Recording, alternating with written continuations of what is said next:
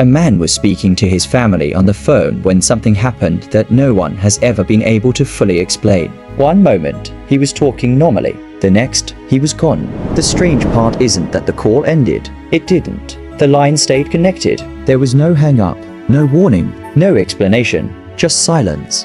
I've looked into a lot of disappearance cases, and most of them leave behind at least something, a witness, a clue, a timeline that points investigators in a direction. But cases like this are different, because the disappearance doesn't happen hours later. It happens in real time. In this video, we're looking at 3 cases where people vanished while they were still connected to the world around them. People who were speaking, people who were being seen, people who should have been found but weren't. And even years later, nobody can say for certain what happened to them.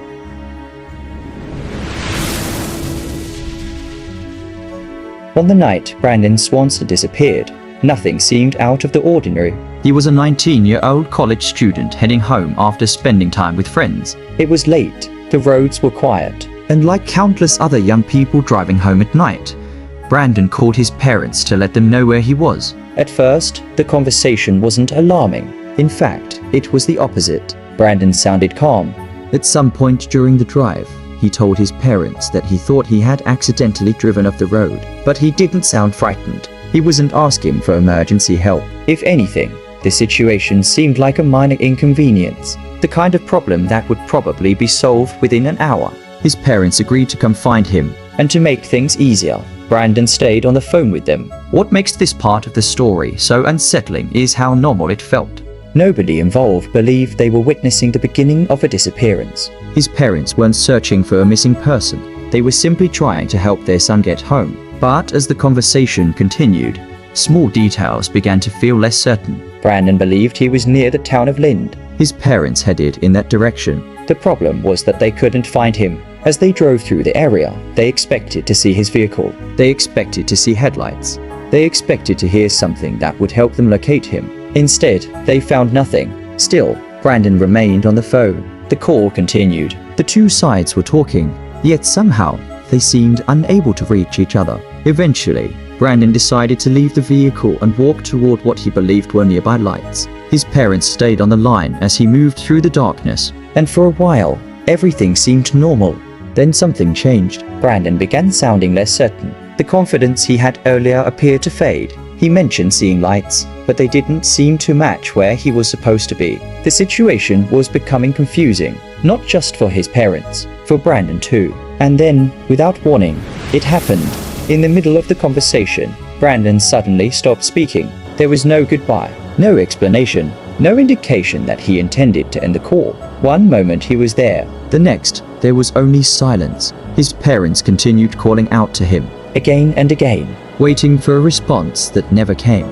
What makes this moment so difficult to forget is how quickly everything changed. A routine phone call had become something else entirely. A search began. Investigators worked to determine where Brandon had actually been that night. And that's when another troubling detail emerged. He hadn't been where he thought he was. The location he described to his parents was wrong, by a significant distance. Suddenly, even the starting point of the search became uncertain. Search teams spent countless hours combing the area. Fields were searched, roads were examined. Investigators followed every lead they could find. But despite those efforts, Brandon was never located. No confirmed sighting, no clear explanation, no answer to what happened after those final moments on the phone. And years later, one question still remains. How does someone disappear while actively speaking to the people trying to find them? Brandon's case is unsettling for a simple reason. He didn't disappear after the phone call. He disappeared during it. The people looking for him were already on their way. They were speaking to him in real time. And yet, somehow, that still wasn't enough to prevent him from vanishing. But Brandon isn't the only person whose disappearance seems to unfold in a matter of minutes. The next case begins with something that appears straightforward. A car accident. The problem is that what happened afterward makes far less sense. On the evening Maura Murray disappeared, there was no sign that her name would eventually become one of the most discussed in missing person history. She was a nursing student, young, intelligent, and by all accounts, living what appeared to be a normal life. The mystery begins on a rural road in New Hampshire. At some point during the evening, Maura lost control of her vehicle and crashed into a snowbank. The accident wasn't catastrophic. The car was damaged, but Maura survived, and for a brief period of time, she wasn't alone. A passing bus driver stopped to check on her. The two spoke. He asked whether she needed help. According to reports, Maura told him she was fine. She also claimed that she had already called for assistance. At first, nothing about that exchange seemed especially important. In fact, it probably felt routine. A driver stops. A stranded motorist says they're okay. The driver moves on. End of story. Except it wasn't. Because what happened next is the reason people still talk about this case today. After speaking with Maura, the bus driver left and contacted emergency services. The gap between that conversation and the arrival of authorities was only a matter of minutes, not hours. Minutes. And when help arrived, Maura was gone. Her car was still there. The crash scene was still there, but Maura wasn't. What makes this case so difficult to explain is the timeline. This wasn't a situation where days passed before anyone noticed she was missing. She had been seen moments earlier. Someone had spoken to her face to face. She wasn't a distant memory. She wasn't a vague sighting from earlier in the day. She was physically standing beside that road. Then somehow, within an incredibly small window of time, she vanished. Investigators searched for answers. They looked at the surrounding area. They examined possible routes she could have taken. They explored theory after theory. But the case refused to provide a clear explanation. Some believe she intentionally left the scene. Others believe something happened after she disappeared from view. Over the years, countless possibilities have been suggested. The problem is that none of them fully explain the mystery. And that's what keeps drawing people back to this case. The gap, the missing minutes, the unanswered question sitting between two known events. A woman standing beside her crashed vehicle, and a woman who was suddenly nowhere to be found.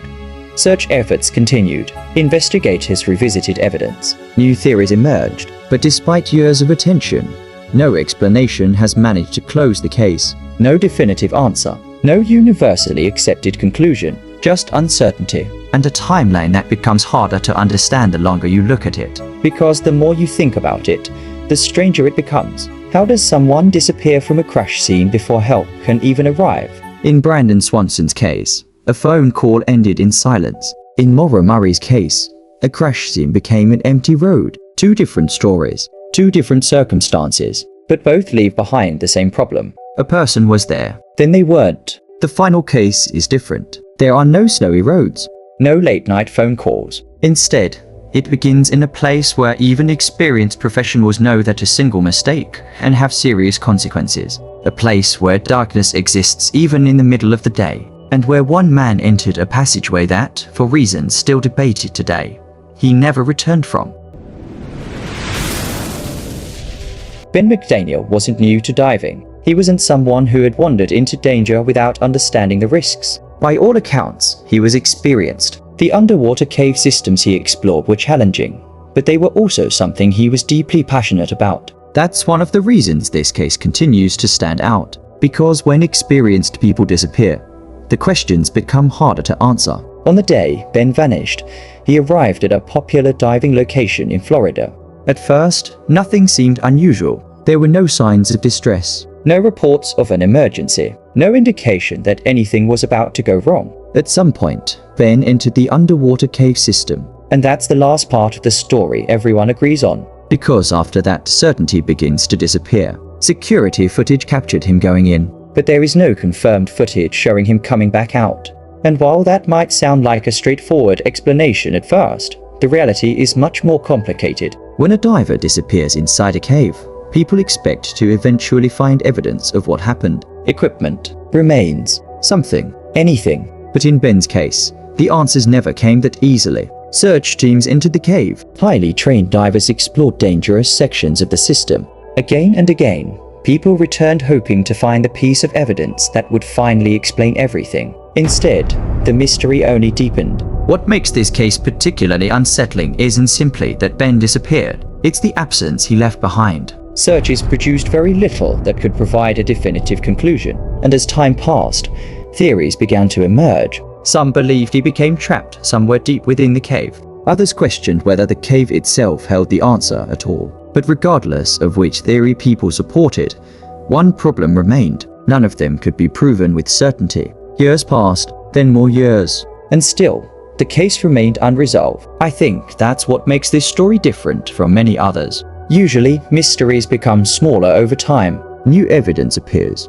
Questions get answered. The picture becomes clearer. But here, the opposite seemed to happen. The deeper people looked, the less certain they became. And eventually, the story was reduced to a hauntingly simple sequence of events. A man entered the darkness and never came back out. No final phone call. No confirmed witness to his last moments. No definitive explanation. Just a beginning. And an ending that never arrived. And 3 mysteries that remain unsolved to this day. Out of all 3 cases, which one do you find the most unsettling? Brandon Swanson's final phone call, Maura Murray's disappearance from a crash scene, or Ben McDaniel entering a cave and never returning? Let me know in the comments. And if you enjoy unexplained disappearances and real mysteries with no clear answers, consider subscribing to NightTrace, because there are many more cases where the questions never stop.